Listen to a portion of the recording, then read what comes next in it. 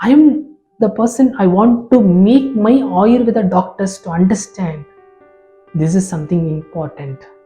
Let's make the client to understand what is he undergoing, the severity of the disease, the depth of the disease, the prognosis, the outcome of the disease. It's going to be very, very vulnerable. It's going to be very, very challenging, and it's going to be very, very critical, and it's very pathetic.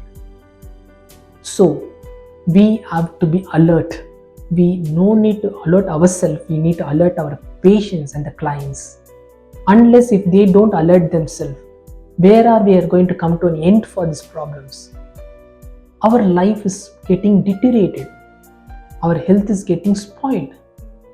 Then where is the source of happiness when your health is lost? Will the wealth compensate your happiness? Will your money replace your happiness? Never.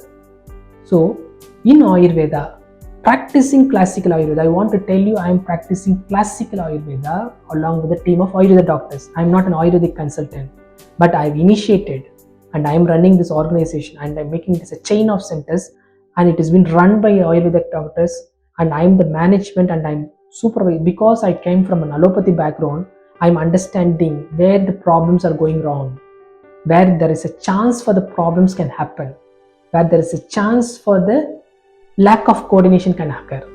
So this is what made me to understand and integrate. So integrative medicine is even approved by the central government. We need to integrate this practice.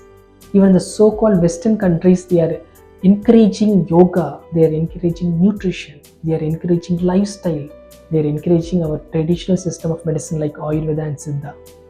So we need to understand.